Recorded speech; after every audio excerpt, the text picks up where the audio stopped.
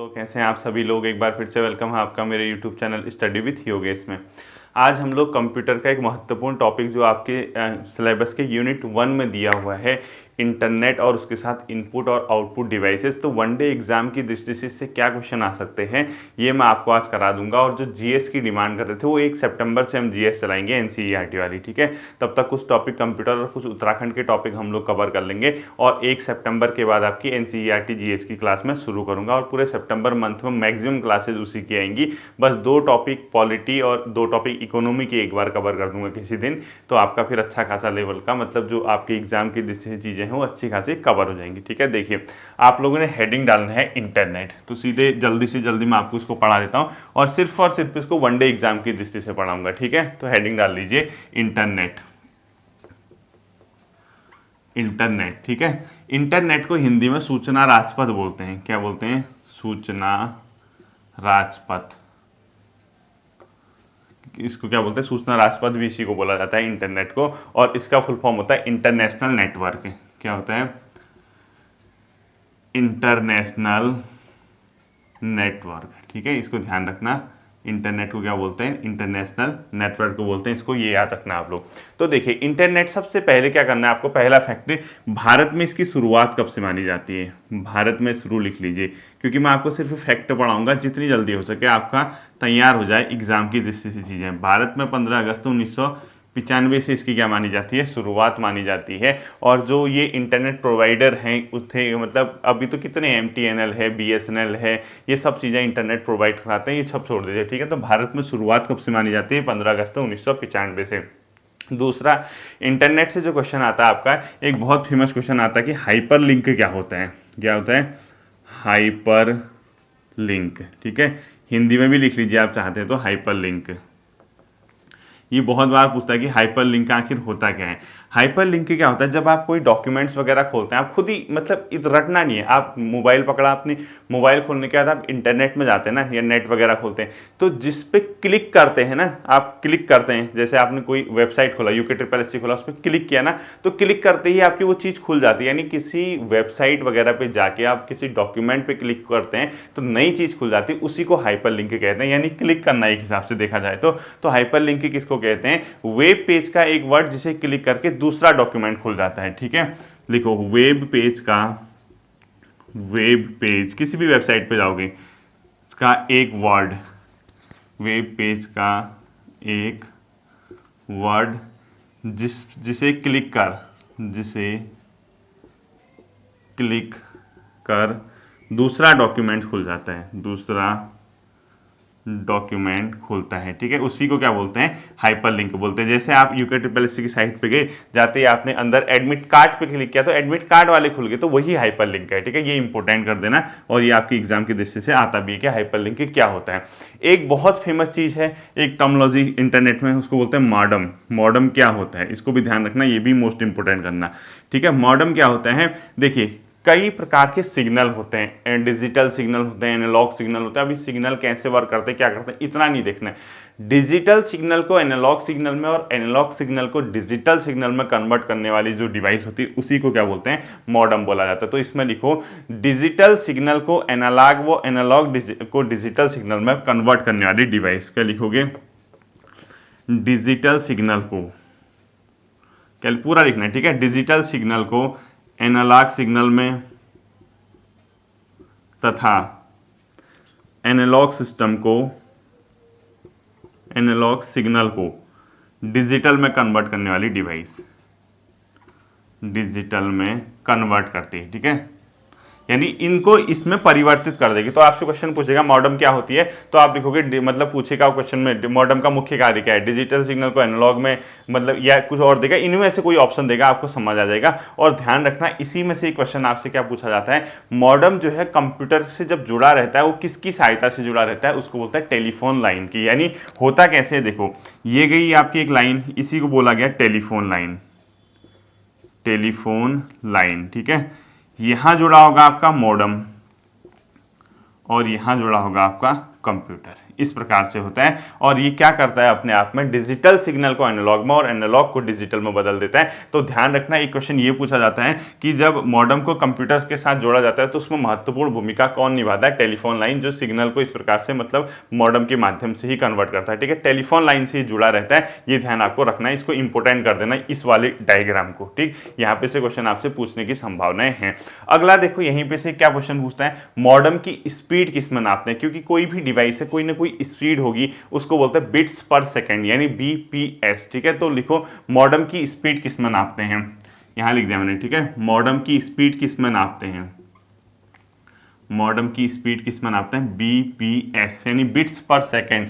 इसको पूरा full form लिख लो आप, बिट्स पर सेकंड, बिट्स पर सेकेंड। ठीक है, यानी प्रति सेकंड कितने बिट्स मतलब कन्वर्ट हो रहे हैं, यानी कितना बीपीएस है उसका, वही मॉडेम की क्या होती है? स्पीड होती है। और इसको इंपोर्टेंट करना, और बीपीएस का फुल फॉर्म भी याद रखना कि बिट्स पर सेकंड होता है और मॉडेम की स्पीड किस में नापते हैं? बिट्स पर सेकंड में। ठीक है, इसको ध्यान रखना।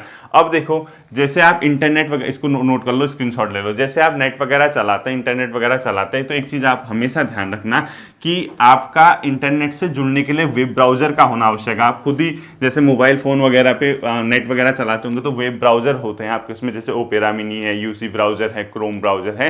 तो वेब ब्राउजर अपने आप में क्या होते हैं पूछते हैं, तो एक प्रकार के सॉफ्टवेयर, वेब ब्राउजर। अब सॉफ्टवेयर हार्डवेयर भी आपका टॉपिक दिया है तो मैं आपको सिंपली बता दूंगा कि क्या होते हैं। ठीक है, सॉफ्टवेयर, वेब ब्राउजर क्या होते हैं? एक सॉफ्टवेयर होता है। सॉफ्टवेयर एक ऐसी डिवाइस जिसको आप छू नहीं सकते, मतलब फिजिकली आप टच नहीं कर पाओगे, जबकि हार्डवेयर को आप टच कर लोगे। जैसे कंप्यूटर सिस्टम, जैसे डेस्कटॉप है उसको छू रहे हैं तो हार्डवेयर है, माउस है उसको छू पा रहे हैं, फील कर पा रहे हैं तो वो हार्डवेयर है।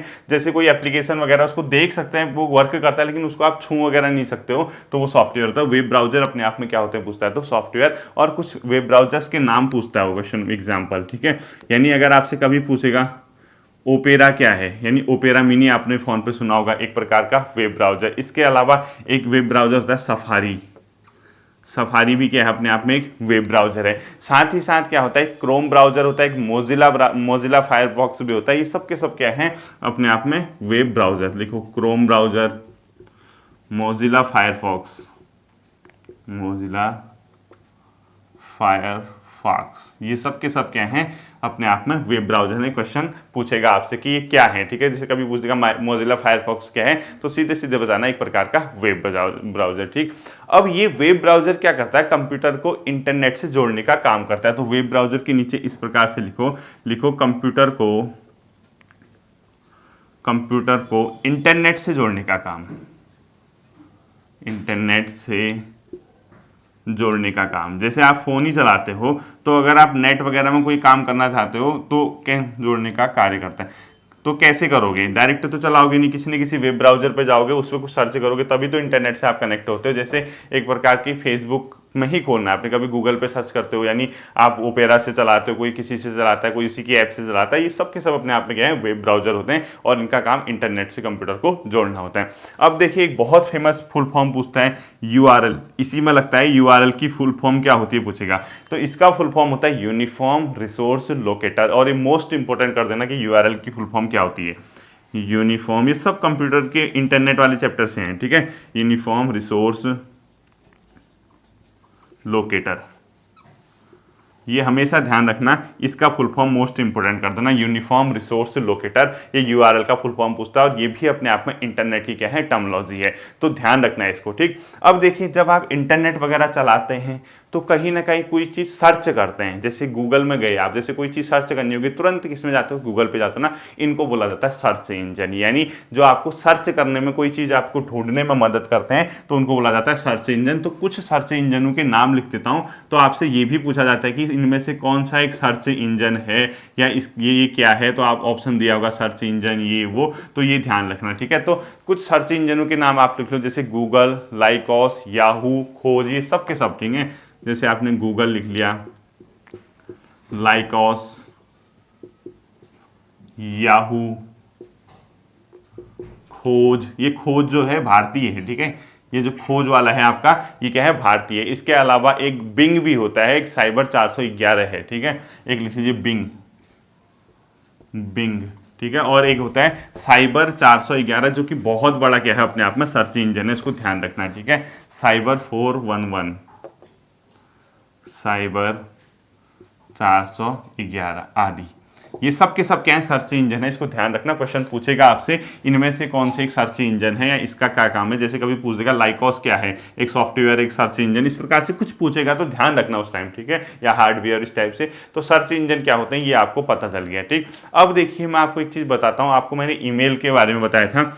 ईमेल में कई प्रकार के क्या होते हैं, अनसॉलिसिटेड ईमेल आते हैं जिसको आप जंक ईमेल कहते हैं, ठीक है। तो कभी कभी ईमेल की फुल फॉर्म पूछ देता है, तो ईमेल की फुल फॉर्म अगर आपसे पूछेगा तो आप बताना इलेक्ट्रॉनिक मेल। क्या बताओगे? Electronic mail, electronic mail. अब पेपर में वो इलेक्ट्रॉनिक, इलेक्ट्रिकल इस टाइप से क्वेश्चन घुमाता, वहाँ बेहोश होने से बढ़िया है कि घर से ईमेल तो पढ़े रहते हो, ईमेल का फुल फॉर्म भी बताना चाहिए। इलेक्ट्रॉनिक मेल होता है ईमेल का, और इसकी जो खोज की थी, इसकी की थी किसने? आर टॉमिल्सन ने, ठीक है। तो ईमेल का खोजकर्ता कौन है कभी पूछता है तो आर टॉमिल्सन खोजकर्ता।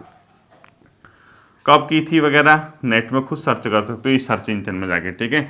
आर टॉमिल्सन, आर टॉमिल्सन ने किसकी खोज की थी? इंटरनेट की, सॉरी ईमेल की खोज की थी, ध्यान रखना। अब जो ईमेल होता है इसमें दो चीज़ें होती हैं, एक तो होता है यूज़र नेम, आप लोग जैसे लिखते हो ये @gmail.com इस टाइप का ना, तो एक तो यूज़र नेम यानी जो यूज कर रहा है अपनी मेल आईडी उसका नाम होगा, और दूसरा उसमें क्या होगा, यूज़र नेम के अलावा बाद में आप डॉट करके कुछ लिखते हो ना, जैसे .com, ये उस डॉट को बोलते हैं डोमेन नेम। यानी दो चीज़ें ईमेल में दिखती हैं आपको, डोमेन नेम, दो चीज़ें होती हैं। यानी एक तो यूज़र नाम होता है, एक डोमेन नेम होता है। अब डोमेन नेम क्या हुआ, जैसे आपने लिखा @gmail.com, ये डॉट डॉट के बाद लिखते हो ना, उसको बोलते हैं डोमेन नेम। और यूज़र नाम जो पहले आप लिखते हो उसके पहले अपना नाम वगैरह, वो सब के सब क्या आता है, यूज़र नेम में, ठीक है। और याद रखना इस यूज़र नेम में कोई भी स्पेस नहीं होगा, यानी कोई स्पेस नहीं। अपनी ईमेल आईडी चेक करो, उसमें आपका नाम जहाँ होगा उसमें स्पेस नहीं दिया होगा, आपने पूरा चिपका के लिखे होंगे। जैसे आपने कोई लिख दिया, जैसे राम सिंह, ये पूरा एक ही लिखा होगा @gmail.com, तो ये राम सिंह के बीच में गैप नहीं होगा, ठीक है, यानी कोई स्पेस नहीं होगा। वो ये कहना चाह रहा है कि यूजर नेम में कोई स्पेस नहीं होता। ईमेल की फुल फॉर्म क्या होती है, ईमेल की खोजकर्ता कौन थे, इसको आप लोग ध्यान रखना है, ठीक है। अब देखिए ईमेल के साथ कई बार क्या होता है, ग्राफ वगैरह, कोई वीडियो वगैरह, कोई इमेज वगैरह मतलब भेजते हैं आप लोग ईमेल के साथ मतलब जोड़ के ना, उसको बोला जाता है अटैचमेंट, ठीक है। तो इसको नीचे लिखो, ईमेल के साथ कोई ग्राफ, कोई इमेज, कोई फाइल आदि भेजना क्या कहलाता है, अटैचमेंट। ये सब चीज़ें भेजना क्या कहलाता है, अटैचमेंट, ठीक है। इसको बोला जाता है अटैचमेंट। यानी ये क्या हो रहा है, इसके साथ अटैच्ड होके जा रहा है, तो इसका सीधा सीधा मतलब है कि वो अपने आप में अटैचमेंट होके भेज रहे हैं, इसको भी ध्यान रखना। और एक चीज मैंने आपको बताई थी, अनसॉलिसिटेड ईमेल को क्या कहा जाता है, लास्ट टाइम पे बताया था मैंने, स्पैम बोला जाता है या उसको जंक ईमेल बोला जाता है। यानी एक अनावश्यक ईमेल जो आपके पास आते हैं, तो कभी कभी पूछ देता है अनसॉलिसिटेड ईमेल क्या कहलाते हैं, ठीक है। तो इसको बोला जाता है स्पैम, यानी जो आप नहीं चाहते हैं, या इसी को बोला जाता है जंक ईमेल, जंक ईमेल। तो दोनों तरीके से क्वेश्चन पूछ सकता है। मैंने कहा था आपसे कि अनसॉलिसिटेड ईमेल क्या होते हैं भी पूछ सकता है, यानी आप एक प्रकार के स्पैम होते हैं, यानी एक अनावश्यक ईमेल जो आपके पास आते हैं उनको बोला जाता है अनसॉलिसिटेड ईमेल, ठीक है। ये हो गया। अब देखो इसको नोट करने के बाद जो नेक्स्ट टर्मिनोलॉजी आपकी आती है वो आता है टेलनेट। क्या आता है, टेलनेट क्या होता है, ये ध्यान रखना है आप लोग। तो अगला पॉइंट लिखो आप लोग टेलनेट। और ये सब वनडे एग्जाम की दृष्टि से जल्दी आपकी चीज़ें समझ आ जाए, आपको ज़्यादा परेशान ना होना पड़े, क्योंकि ये प्रैक्टिकल चीज़ें होती है, ठीक है। अब टेलनेट क्या होता है ये ध्यान रखना। देखो जैसे आप किसी आपका जो आपका अपना कंप्यूटर है, उस कंप्यूटर से किसी दूसरे कंप्यूटर पर वर्क, यानी अपने कंप्यूटर द्वारा दूर स्थित कंप्यूटर पर कार्य करना ही टेलनेट कहलाता है, ठीक है। तो इसको लिखो, अपने कंप्यूटर से दूर स्थित कंप्यूटर पर कार्य करना, दूर स्थित कंप्यूटर पर कार्य करना है, ठीक है, पर कार्य करना क्या कहलाता है, टेलनेट कहलाता है। और इसी को बोला जाता है रिमोट लॉगिन। क्या बोला जाता है, रिमोट लॉगिन। यानी टेलनेट का अन्य नाम क्या है, रिमोट लॉगिन भी बोला जाता है, इसको याद रखना, रिमोट लॉगिन भी इसी को बोला जाता है। और अपने कंप्यूटर से दूर स्थित कंप्यूटर पर कार्य करना ही अपने आप में क्या है, टेलनेट है, इसको ध्यान रखना है, ठीक है। अब जो आपका अगला चीज आता है वो उसका फुल फॉर्म भी पूछता है, उसकी स्थापना भी पूछता है, और वो किसने बनाया था वो भी पूछता है, डब्ल्यू, ठीक है।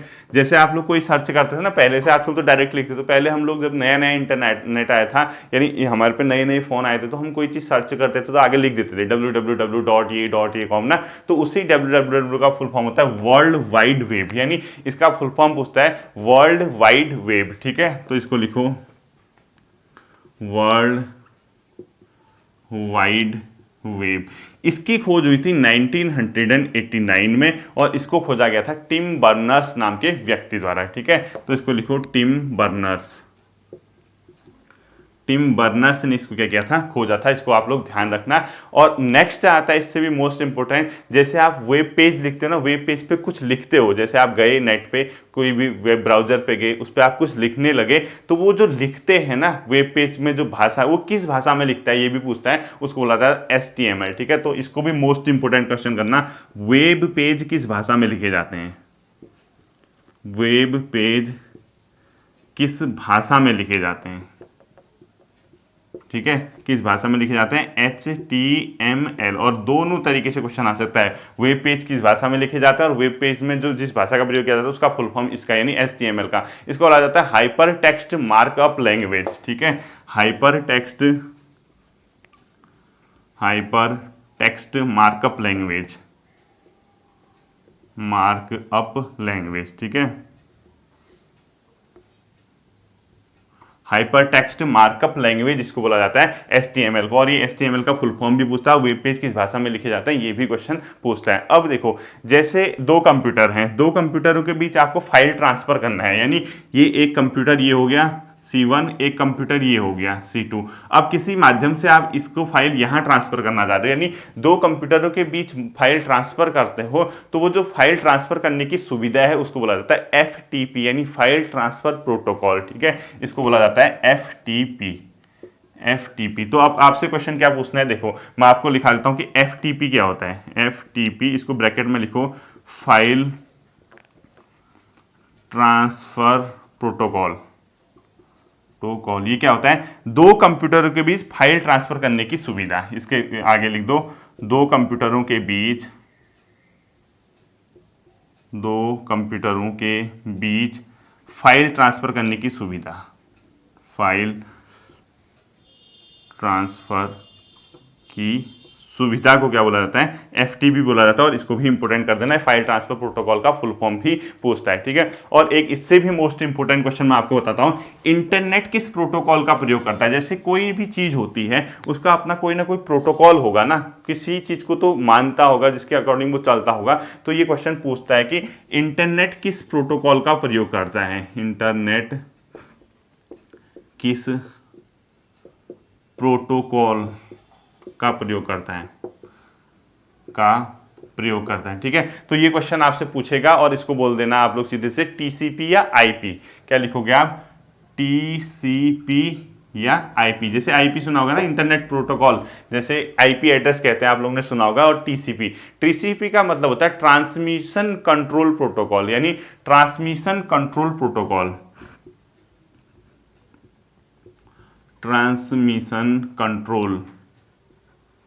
प्रोटोकॉल, ठीक है। तो ये ध्यान रखना आप लोग कि इंटरनेट किस प्रोटोकॉल का प्रयोग करता है, TCP। और ये मोस्ट इंपोर्टेंट क्वेश्चन है, ये क्या है, ट्रांसमिशन कंट्रोल प्रोटोकॉल या इंटरनेट प्रोटोकॉल। इसको IP तो इंटरनेट प्रोटोकॉल है, ठीक है। और यहीं पे से क्वेश्चन पूछता है कि जो IP एड्रेस होता है कितने अंकों का होता है, यानी कितने अंकों में उसको दिखाया जाता है। मोस्ट इंपोर्टेंट है, लिखो IP एड्रेस, यानी इंटरनेट प्रोटोकॉल जो होता है, IP जो एड्रेस होता है वो 4 अंकों का होता है, याद रखना। IP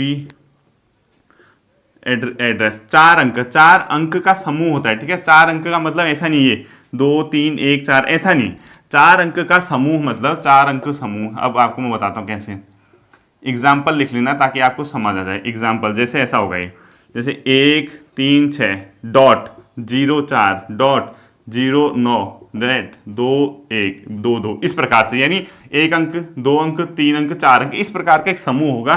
तो IP एड्रेस कितने अंकों का समूह होता है? 4 अंकों का समूह, एक फिर डॉट से दूसरा, तीसरा, चौथा, ये ध्यान रखना आप लोग। और इसमें एक नेटवर्क का पता होता है, एक नोड का पता होता है। इसमें देखना, यहाँ लिख दो नेटवर्क पता और यहाँ नोड का पता, नोड का पता, ठीक है। आगे आप लोग देखिए, तो देखिए इसमें दो चीजें होती है आईपी एड्रेस में, एक होता है नेटवर्क का पता, एक होता है नोड का पता।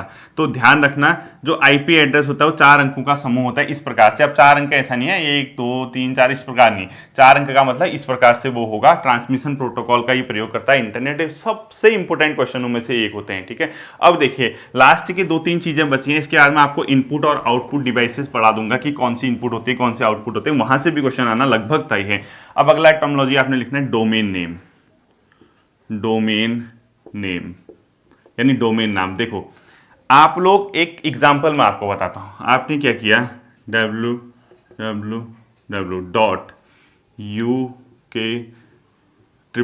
ऐसी तो साइट चेक कर दो ना आप, .gov.in इसी प्रकार से कुछ लिखते हैं ना आप लोग, मतलब कोई भी साइट। अब इसमें क्या है, डोमेन नेम का क्या मतलब होता है, जब किसी इंटरनेट साइट पे आप जाओगे तो उस साइट पे यूआरएल के अंत में, यानी यूआरएल जो आपका होता है, यूआरएल क्या होता है, उसका एड्रेस होता है। यूआरएल मैंने अभी आपको बताया था, यूनिफॉर्म रिसोर्स लोकेटर, यानी ये जो मेन चीज होती है, जो एड्रेस होता है, हमने किस साइट पे जाना है, इसी को यूआरएल बोला जाता है। उसके बाद जो आपको जैसे कहीं पे .com, .gov या कहीं .in इस प्रकार की चीजें दिखती होंगी, या .edu या .org ये दिखता होगा ना आपको, इसी को बोला जाता है डोमेन नेम। यानी डॉट के बाद जो ये लगे होते हैं, जैसे .com कॉमर्शियल साइट को दिखा देगा, .gov गवर्नमेंट की कोई साइट दिखा देगा, .in इंडिया का भी दिखा सकता है, .edu एजुकेशन के लिए, .org ऑर्गेनाइजेशन के लिए। तो इस प्रकार के आप वेब पेज पे जो एड्रेस है, देखो किसी की भी साइट होती है, जो उसकी साइट है, जो उसका मेन एड्रेस है, यानी आप कहां पे जा रहे हो, आप uk पे जा रहे हो तो वो उसकी साइट होगी, यानी वो यूआरएल हो गया, यूनिफॉर्म रिसोर्स लोकेटर। उसके बाद जो डॉट के साथ जुड़े होंगे उन्हीं को बोला जाता है डोमेन नेम। तो ध्यान रखना, ये क्वेश्चन पूछा जा सकता है, तो इसके नीचे लिख दो किसी साइट पर यूआरएल के अंत में डॉट के बाद के नाम को, किसी साइट पर यूआरएल के बाद अंत में डॉट के साथ लगा हुआ, ठीक है, लगा हुआ, इसी को क्या बोला जाता है, डोमेन नेम बोला जाता है। तो इसको आप लोग सुन लेना, इसके एग्जाम्पल ये सब के सब हो गए, ठीक है। ये जैसे .com, .gov, .in, .edu, .org इस प्रकार की सब चीजें क्या कहलाती है अपने आप में, डोमेन नेम। तो सीधे सीधे बताओ, अगर आपसे कभी कोई पूछता है कि डोमेन नेम क्या होता है, आप बता देना कि यूआरएल के बाद अंत में डॉट के बाद जो भी चीज लगी रहती है उसी को हम लोग क्या बोलते हैं, यूआरएल, डोमेन नेम बोलते हैं। डोमेन नेम के बाद अगला जो आता है वायरस। वायरस के बारे में मैं आपको बहुत चीजें बता चुका हूं पिछली क्लासों में, आपको अगर ध्यान होगा। वायरस के कुछ एग्जाम्पल मैं आपको और बता देता हूं जो आपकी किताबों में देखने को मिलेंगे। एक लिखो सी ब्रेन, कभी पूछता है कि सी ब्रेन क्या एक प्रकार का वायरस। इसके अलावा मंकी, वन हाफ, क्रीपर, ये सब के सब क्या है, वायरस हैं, ठीक है। मंकी, वन हाफ और क्रीपर, ये सब के सब क्या हैं, अपने आप में वायरस हैं। इसको भी आप लोगों ने क्या करना है, ध्यान रखना है। अब देखना, जैसे लास्ट के 2 फैक्ट बता रहा हूं इंटरनेट के, एक लिखो www का वेब पेज एड्रेस क्या कहलाता है, वेब पेज एड्रेस। इसका क्या मतलब हुआ, जैसे आपने ये लिखा www, इसका कोई एड्रेस होगा ताकि ये पता चल जाएगा कि कहाँ जाना है आपको, यानी आप इसके बाद लिखोगे इसका एड्रेस, यानी जैसे आपने लिखा UK SSC इस प्रकार ना, इसी को क्या बोलते हैं, बोल रहा हूँ यूआरएल, ठीक है, यूनिफॉर्म रिसोर्स लोकेटर, ताकि आपको पता चल जाएगा कि हमने कहाँ जाना है। तो www का वेब पेज एड्रेस हमेशा याद रखना यूआरएल कहलाता है। और लास्ट फैक्ट बचता है, अगर कोई आपकी अपनी पहचान छुपाकर, यानी इंटरनेट पर अगर आपकी अपनी पहचान छुपाकर कोई फेक नाम से आ रहा है और उस पहचान छुपाकर गलत सूचना प्राप्त करता है, आपकी गोपनीय सूचना प्राप्त करता है, गलत या गोपनीय सूचना प्राप्त करना, ठीक है, प्राप्त करता है, तो उसको बोलते हैं फिशिंग स्कंस। क्या बोलते हैं उसको, फिशिंग स्कंस बोलते हैं, ठीक है, ध्यान रखना, फिशिंग स्कंस इसको ध्यान रखना, जो गलत मतलब तरीके से आपसे सूचना प्राप्त करता है इंटरनेट पे पहचान छुपा के, ठीक है, ये रहा। अब आता है आपका इनपुट और आउटपुट डिवाइसेस। मैं उसको बोर्ड पे लिख देता हूं, उसको आप नोट करना, मैं आपको समझाता हूं। देखिए आता है आपका इनपुट और इनपुट आउटपुट डिवाइसेस। ये भी सिलेबस में दिया हुआ है, मैंने आपको नोट करवा दिया। जल्दी से इसका स्क्रीनशॉट ले लीजिए और फिर मैं आपको समझाता हूँ कि क्वेश्चन क्या क्या पूछेगा, ठीक है। देखिए यहाँ मैंने इनपुट डिवाइसेस लिखे हैं, इधर आपको इनपुट डिवाइसेस पता चल जाएंगी यहाँ तक। यहाँ से मैंने आउटपुट डिवाइसेस लिखी हैं और यहाँ लास्ट में मैंने इनपुट और आउटपुट बोथ लिखी है, यानी कई ऐसे डिवाइसेस भी होते हैं जो इनपुट और आउटपुट दोनों का कार्य करती हैं। अब आप इसको तुरंत स्क्रीनशॉट ले लीजिए। देखिए एक नंबर मान के चले, अगर कंप्यूटर का क्वेश्चन आता है, सबसे ज़्यादा चांसेज अगर किसी चैप्टर से रहते हैं, एक इससे, एक मेमोरी से, एक हार्डवेयर सॉफ्टवेयर से, यानी इन तीनों से क्वेश्चन आने की प्रोबेबिलिटी 110% रहती है, यानी 100 से भी ज़्यादा, सबसे ज़्यादा चांसेस रहते हैं। इसलिए मैं कह रहा हूँ कि इसको आप लोग समझ नहीं आए तो रट देना। देखो कई लोग, मैं मानता हूँ, ठीक है, इस चीज़ को दिल से समझता हूँ, आप लोगों की एक समस्या है, जो फ़ोन या मतलब जो कंप्यूटर लैपटॉप वगैरह इनके ज़्यादा टच में रहता है या जिसके पास ये चीज़ें, उसके लिए तो बहुत आसान है। लेकिन दूरस्थ ग्रामीण इलाकों में जिनके पास इंटरनेट डालने के लिए पैसे भी नहीं होते अपने फ़ोन पे डालने के लिए, वो बेचारों को कंप्यूटर का पता ही नहीं रहता। कंप्यूटर डिवाइसेस होती हैं, कंप्यूटर ये कहते हैं, क्योंकि जो फॉर्म वगैरह गांव घरों में दूर दराज जाके मेन जिला मुख्यालयों में आके साइबर कैफ़े वगैरह जाके अपना फॉर्म वगैरह फिल करवाते हैं, उनको थोड़ी सी समस्या है इस चीज़ को, क्योंकि हम खुद उन चीज़ों को देखा है जब हम छोटे थे, या आज से 10 साल 5 साल 8 साल पहले हमें खुद पता नहीं रहती थी क्या इनपुट क्या आउटपुट, ये सब चीज़ें ना। जब आदमी पढ़ता है, सीखता है, देखता है, प्रैक्टिकली ये चीज़ें समझना ज़्यादा आसान है इन कंपेरिजन टू आपको इसको पढ़ के, ठीक है। तो आप लोग ये समझना, थोड़ा सा कोशिश करना। देखिए इनपुट डिवाइसेस क्या होती हैं, कोई भी ऐसी डिवाइस जिस पे आप कंप्यूटर पे वर्क करने के लिए संक्रिया करते हैं, यानी आप कंप्यूटर को आदेश दे रहे हैं, कमांड दे रहे हैं कि आप ऐसा करना है। जैसे आपने माउस पकड़ा, माउस से आप क्लिक कर रहे हैं ना, कंप्यूटर को बता रहे हैं कि ये करना है, तो वो आप कंप्यूटर में इनपुट कर रहे हैं माउस के माध्यम से, या कीबोर्ड के माध्यम से आप कोई एक्टिविटीज करते हैं तो कंप्यूटर उस पर वर्क करता है। यानी आपने बाहर से उसको दिया और कंप्यूटर से कहा ये कर, आपने कंप्यूटर कीबोर्ड से टाइप किया UKTLSC, तो आप टाइप कर रहे हैं, तो एक कमांड दे रहे हैं ना कहीं कंप्यूटर, क्योंकि हाँ तू ये कर,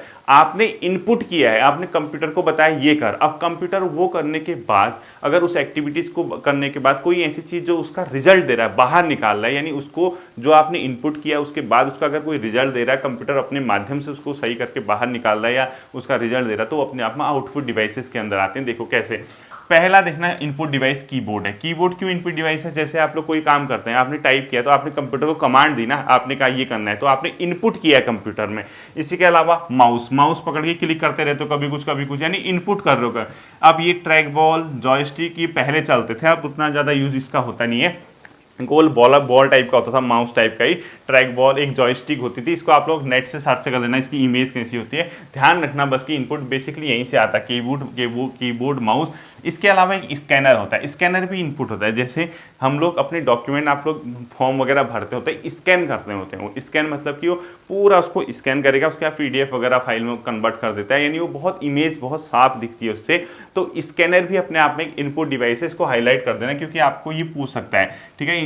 स्कैनर डिवाइस देखे हैं, नहीं देखे होंगे बहुत से लोगों ने, तो नेट पे एक बार सर्च कर लेना, इमेज आपको दिख जाएगी, ठीक है। इसके अलावा माइक्रोफोन होते हैं इनपुट डिवाइस, वेब कैम होते हैं इनपुट डिवाइस, एक ही होता है BCR, बार कोड रीडर। जैसे शॉपिंग वगैरह करने जाते हो ना, आपका कपड़े लिए, जैसे आपने उसमें एक रेट लिस्ट मतलब टगा होता है, उसमें टैग लगा होता है, तो वो जो शॉपकीपर होता है या जो आपका दुकान पे बैठता है वहाँ पे, तो वो क्या करता है, उसको रीड करवाता है। एक देखी होगी आपने मशीन उसके हाथ में, जिससे उसका रेट आके वो कंप्यूटर पे दर्ज होता है, तो उसी को बोलते हैं बार कोड रीडर। यानी उस बार को रीड करने वाली जो डिवाइस होती है उसके हाथ में देखना आप लोग, वो रीड करेगा और एक आवाज़ से आएगी उससे, तो उसी को बोलते हैं बार कोड रीडर, ठीक है, BCR। इसके अलावा एक OCR होती है, ऑप्टिकल कैरेक्टर रीडर। ये दोनों ही चीज़ें आपको ना फुल फॉर्म भी याद रखनी है, यानी एक तीर से दो निशान करने हैं आपको। OCR ऑप्टिकल कैरेक्टर रीडर और OMR ऑप्टिकल मार्क रीडर। जैसे OMR सीट होती है ना आपकी, आपने उसको डाला, इनपुट कर दिया, अब वो रीड करेगा, यानी OMR भी अपने आप में क्या हो गया, इनपुट डिवाइस। तो देखो OCR optical character reader full form याद रखना है, OMR ऑप्टिकल मार्क रीडर याद रखना है। इसके अलावा टच स्क्रीन, जैसे फोन पे टच करते रहते हो वो इनपुट है। लाइट पेन होती है इनपुट स्क्रीन, ये मतलब इनपुट डिवाइस। और एक यहाँ पे होता है MICR magnetic ink character reader, ये भी मोस्ट इंपोर्टेंट है MICR, ठीक है, मैग्नेटिक इंक कैरेक्टर रीडर, ये भी आपको देखने को मिलेगा। हाँ, इसका फुल फॉर्म एक बार चेक कर लेना है, ठीक है। MICR का full form cross check check कर लेना, ध्यान से सुनना, फिर कमेंट मत करना सर इसका फुल फॉर्म तो ये है। MICR का फुल फॉर्म चेक कर लेना एक बार नेट में, ठीक है, उसके हिसाब से लिख लेना। मैग्नेटिक इंक कैरेक्टर रीडर ही होता है शायद, जहां तक मैं समझ रहा हूं। तो MICR भी अपने आप में एक इनपुट डिवाइस है। और इसके अलावा लास्ट आता है स्पीच रिकॉग्निशन सिस्टम, ठीक है, ये भी अपने आप में इनपुट डिवाइस। तो क्वेश्चन क्या पूछेगा, निम्नलिखित में से कौन सी एक इनपुट डिवाइस नहीं है। 3 यहाँ से दे देगा, एक यहाँ से उठा के दे देगा, वहां बेहोश क्यों होना है बताओ। जब पढ़ के जा रहे हैं, मेहनत कर रहे हैं, तो एक दिन की मेहनत और सही।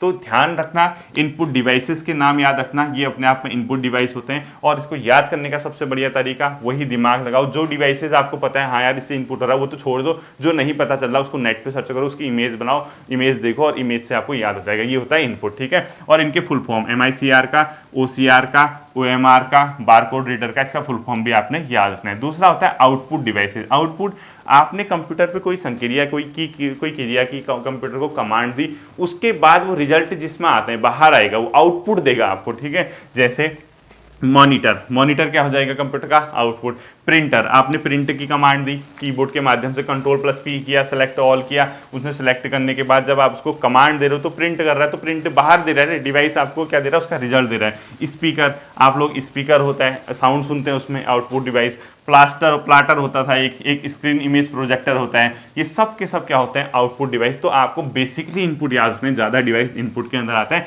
Output monitor, printer, speaker, plotter और स्क्रीन इमेज प्रोजेक्टर होता है, ठीक है, ये आउटपुट डिवाइस। एक लास्ट आता है आपका इनपुट और आउटपुट, जो बोथ होते हैं। मॉडम एक ऐसी डिवाइस है, इंपोर्टेंट करना, ये इनपुट भी होती है और आउटपुट भी होती है। इसके अलावा टच स्क्रीन क्या होता है, इनपुट आउटपुट। अब आप कहोगे टच स्क्रीन कैसे सर, जैसे आपने क्लिक किया, ये टच स्क्रीन ये है, ठीक है, ये दोनों होता है। जैसे आपने क्लिक किया, आपने कमांड दी, तो उसके बाद वही आउटपुट भी तो दे देता है आपको, रिजल्ट है, ठीक है। जैसे आपने किसी फोल्डर पे क्लिक किया, क्लिक करने के बाद उसी फोल्डर का नेक्स्ट चीज ओपन हो रही, तो वो आउटपुट भी मिल गई, यानी आपको टच स्क्रीन से दोनों चीज मिल गई। एक होता है हेडसेट्स, हेडसेट्स मतलब जैसे स्पीकर और माइक्रोफोन।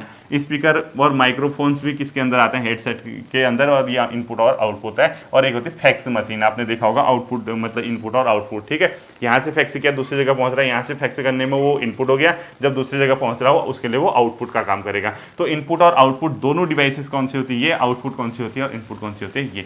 उम्मीद करता हूँ ये पूरा जो चार्ट है आपकी समझ आया होगा, थोड़ा सा आपको समझने में इंटरनेट और इनपुट आउटपुट डिवाइसेस आसान लगी होगी। होपफुली कि यहाँ से क्वेश्चन आपको दिख जाएगा, दोनों में से कहीं ना कहीं से एक यहाँ से एक इंटरनेट से क्वेश्चन आने की संभावना अच्छी खासी रहती है, ठीक है। फिर मिलता हूँ आपके साथ अगले सेशन में, अपना ध्यान रखिए, थैंक यू।